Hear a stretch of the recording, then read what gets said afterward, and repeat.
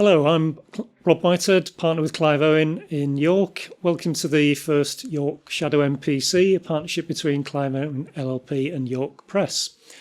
Today we're going to be talking to business leaders to find out how their sector is coping in these very challenging times. And at the end, I'll be asking if a change in interest rates will be beneficial to the Yorkshire economy, and if so, would the panel vote for an increase, a decrease, or they prefer to remain with interest rates at 0.1%. I think we should also be considering whether interest rates would go into negative territory in these very, very challenging times. So at the end, we'll be having a vote by show of hands to see what the panel thinks, and each panel member will be sharing their views on the local economy. So we'll go straight over to our first panel member, Gary Smith. Could we just Gary Smith from Tilney Wealth Management. I'm sure there's lots going on in the financial services sector. So if you could just tell us how you see things at the moment. Yeah, from a financial planning perspective, it's been a very busy year, but in a positive way rather than a negative. And what I mean by that is, yes, investments and pensions, which I deal with, did fall substantially at the start of the year, but people accepted that because it was more humanitarian crisis rather than a financial crisis, such as the credit crunch. And the global central banks were quick to intervene and have done a lot in the background. To date, they have injected $9.6 trillion into the financial system to support markets and give confidence, which is why markets have rebounded. And one of the ultimate positives is most global markets are actually up year to date. The UK being the outlier, that remains down about 22%, but that's more to do with the fact that we are a commodities-based index predominantly in the UK, and we have a Brexit issue, but the likes of America, Europe and other markets are up. So that has been a positive. But the key thing, and I think the really big positive that's come from the COVID pandemic, is traditional financial planning, life cover and income protection. Prior to this, a lot of people thought, this doesn't happen to me, I won't get unwell, I won't die, it happens to other people, I'll put it off to another day, I don't need life cover, I'll be okay.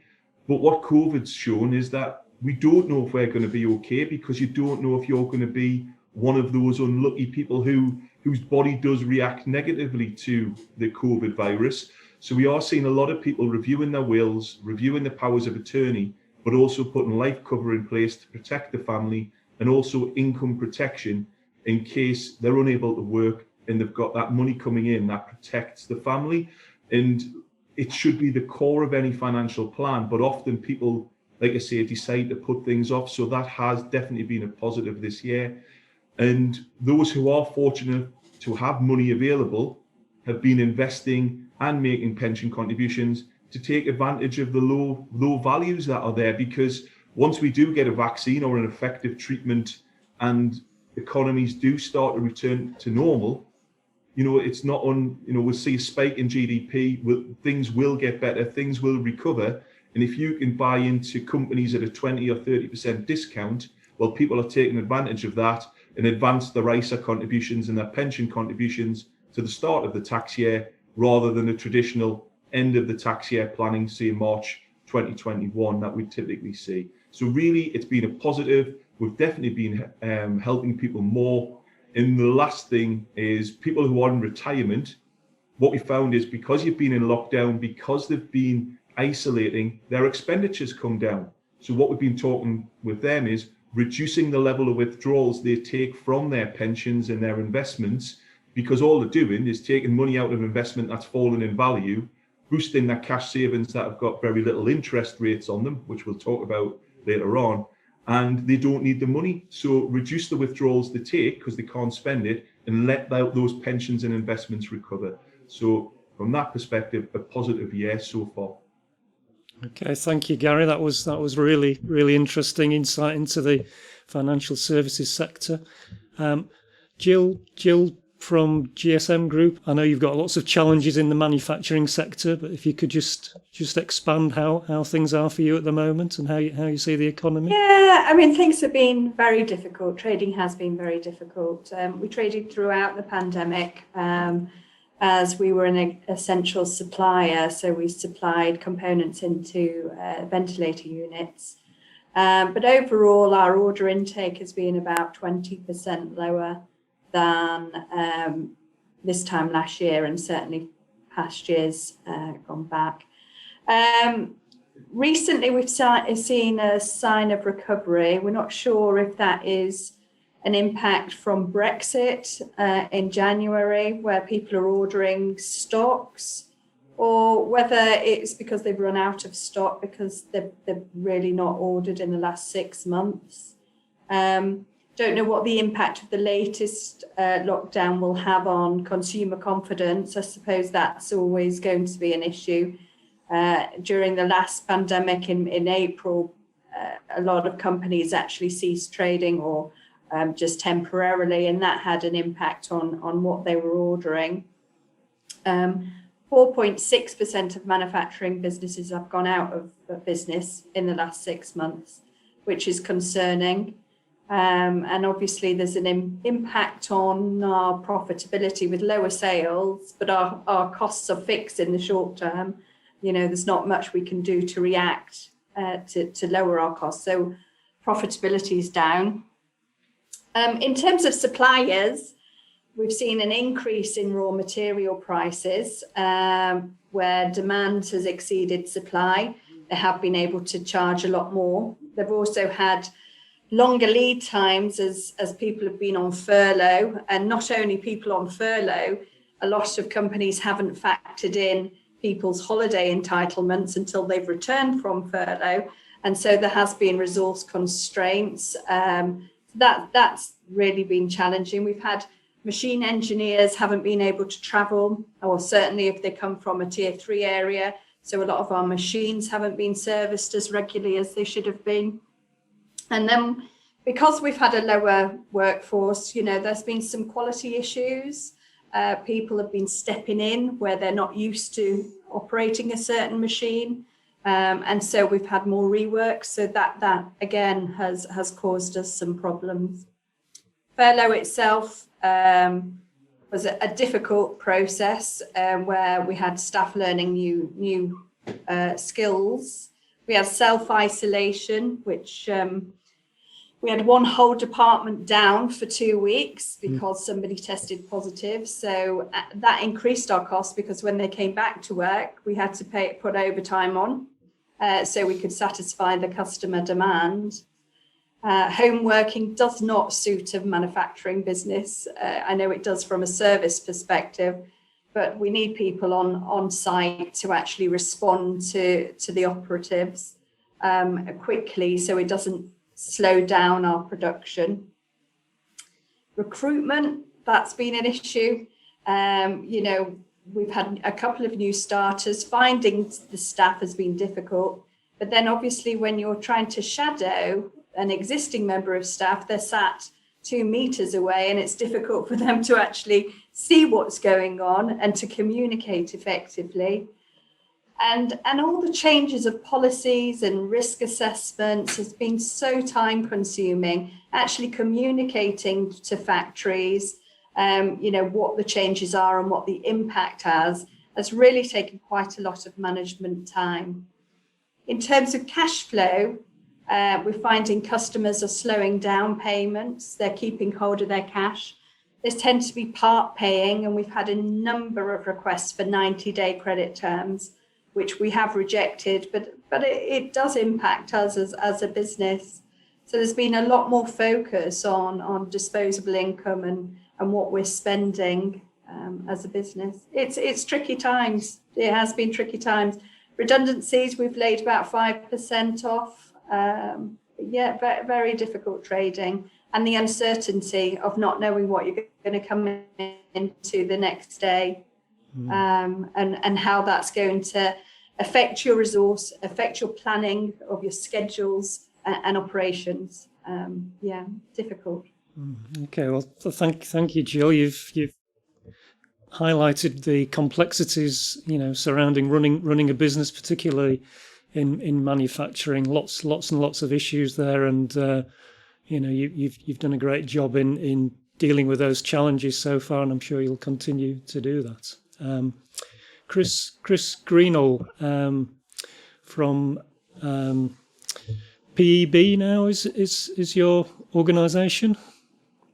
Well, you can call us what you want, but we go by PIB. PIB, sorry. Sorry, It's a Chris. very confusing time for us all. Yes, I know you just had a Indeed. recent change of name, but Indeed.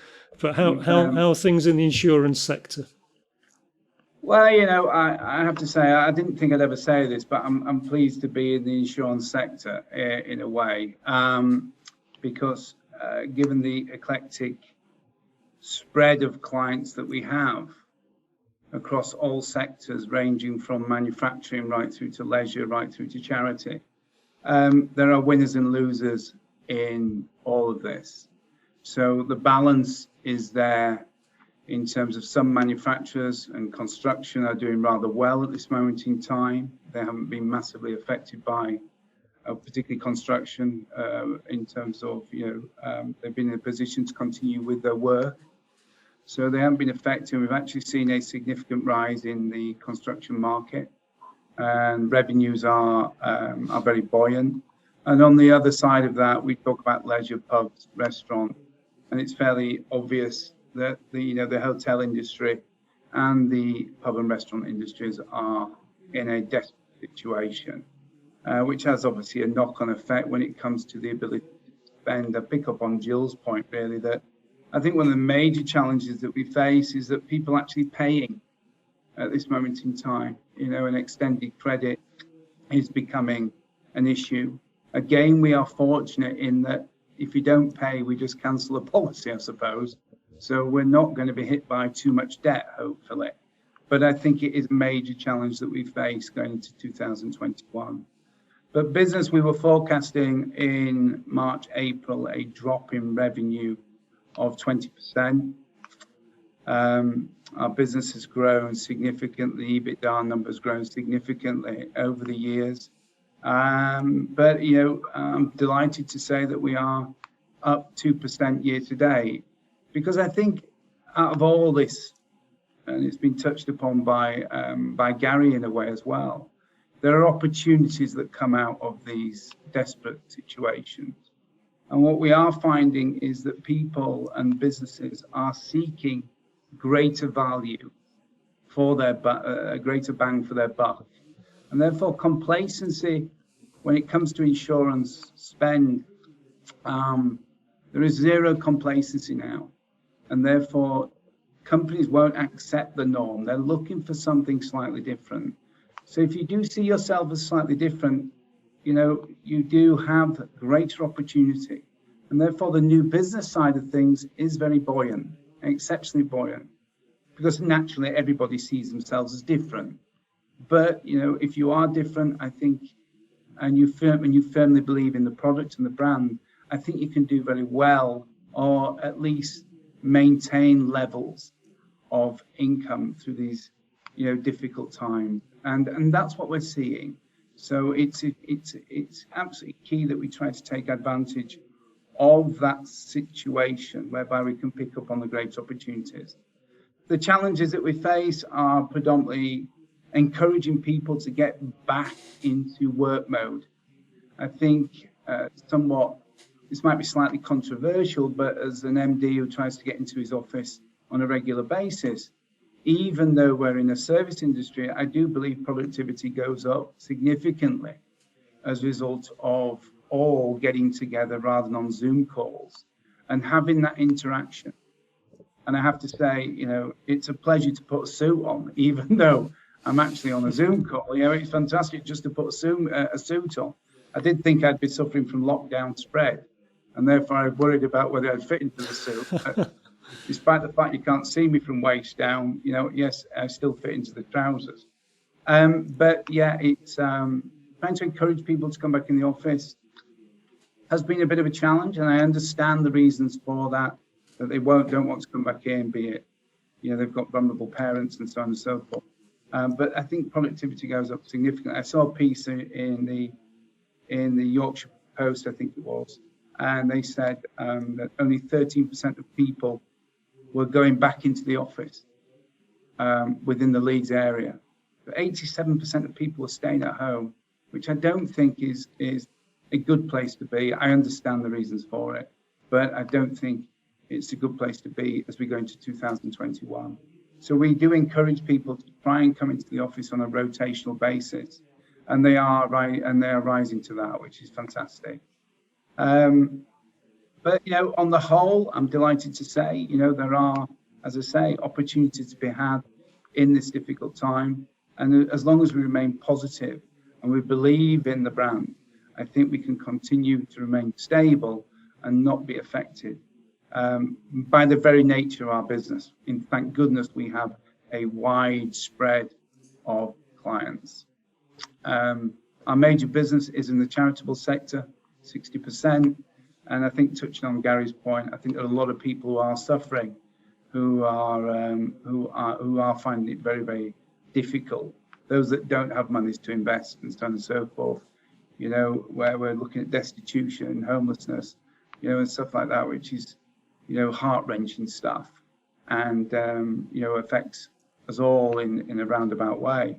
But that part is finding it very, very tough, even though they have been supported by government or local authorities by virtue of grants. But those will come to an end, and I do believe that we have been in a sort of quasi bubble in the last few months with the benefit of furlough, with the benefit of grants. And when we go into 2021 and we see those exhausted, it'll be I think we'll find ourselves in even, unfortunately, slightly more difficult time. Okay, thank you, Chris. That's a really useful insight into the insurance sector, and I certainly empathise with your views on staff being away from the office, being in a service sector ourselves. It is a big issue, and trying to keep the team together. So thank you for that, Chris. Suzanne, Burnett from Castle Recruitment. If you could just give us your view on the recruitment sector, please. Yeah, hi. I'm quite aware now that I'm actually sitting in my home here today after everything that's just been said about being back at the office. I'll talk a little bit about that. So yeah, it's actually Castle Employment Group is our business, and we're a recruitment agency, so we do permanent and temporary. The beginning of the year in March saw some of our sectors that we deal with absolutely crash away and disappear. We did education, hospitality, etc. It just switched off overnight. But some of our other sectors that we work in, which is like engineering, manufacturing, food manufacturing particularly, have been very buoyant, and we've seen that really carry on, and that has carried us through this. We've had many temps out working. The temp numbers have increased. We've probably got about 450, 500 temps out this week, with the majority of them in those sectors, and that has helped us very much through this. But right at the beginning, we did, obviously we were all working in our office. This all happened in March. We did send everybody home. We were really thankful that we'd invested in our IT infrastructure about 18 months ago to allow anybody that works for us to work from home. And so they had the capability to do it. They didn't necessarily always have the space to do it. And the hardest thing that we found was people that were parents that were going home when all the schools were not having the children there, trying to operate at home and do childcare at the same time was really, really difficult. But we did use the furlough scheme, which was amazing for us as much as we possibly can. And then we've had loads of people come back on the flexible furlough scheme, which again has been, I would say, really good for us. And we're actually very pleased at the moment with not the news that's happened for, obviously we're going into lockdown, but the fact that we've extended this flexible furlough scheme for another month, because I think the new scheme that was coming in wasn't as useful as the flexible furlough scheme had been. So again, we're really positive about that.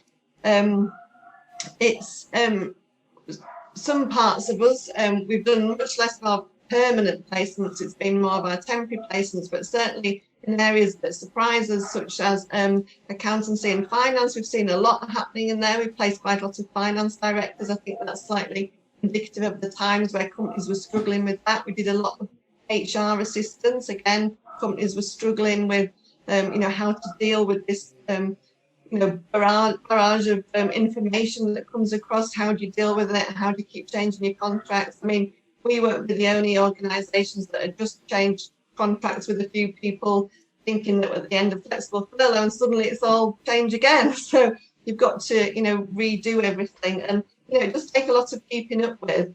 It's it's difficult, but with the working from home now, I think we've encouraged people to work from home if they can. If they can't to come back into the office. And certainly we'd had a lot more people coming back into the office a few days a week and working from home, a bit of a mixture. And we will be encouraging that. But it's very difficult. I mean, some people struggle dreadfully at home. The mental health issues around that aren't great. There's nothing like coming into the office and sitting with your colleagues, especially as, we're in a service sales industry, really. Our office is usually really buzzing and loud and vibrant, and suddenly it goes to just having maybe 10 people in there and it's very quiet. It's just not the same.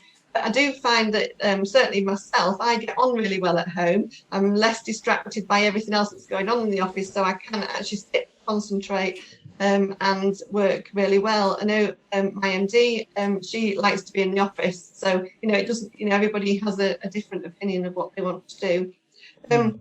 I would say some of the things that the government did to really help us was the VAT deferment. I don't know if other people took advantage of that. That was really good for us because it gave us the cash that we were able to use in our business to furlough staff, because not everybody will be aware, but when you first started on furlough, there was a delay until the funds came through, and we furloughed quite a lot of temporary workers as well, which was quite unusual for the recruitment industry. I think we furloughed just short of 100 temporary workers where their placements just ended, and because of what had happened. So obviously that there's quite a lot of outlay of that. So I would say the VAT has been very good that we do, and now we don't have to do it back to all in one go. We can do it monthly. So again, it really helps with cash flow. Okay, well that's really useful to know, Suzanne. Thank you very much for that.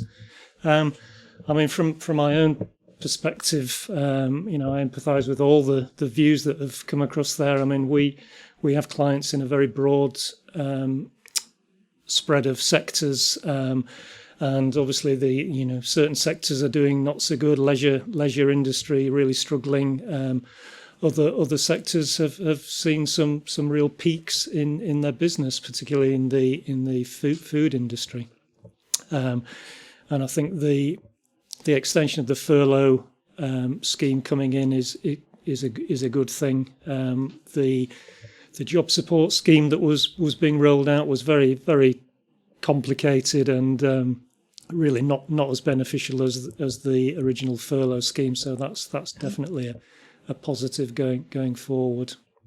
I think what will be useful now is just to get everyone's views, and just by show of hands, if we could just go and ask the panel members just to raise their hand in terms of whether you'd like to see interest rates increase firstly. Okay, one member wanting increase in interest rates there. So would anyone like to see interest rates reduced? No one wants to reduce. Presumably no one wants interest rates to go to negative. So we'd just like to see who would like interest rates to remain the same by show of hands. Okay, so that's 3 of the panelists plus myself, so that's 4. So we've got a majority votes for remaining the same. So I'd just like to bring the meeting to a close now, and thank our panel members for their really useful insight. And we'll be back again in 3 months' time.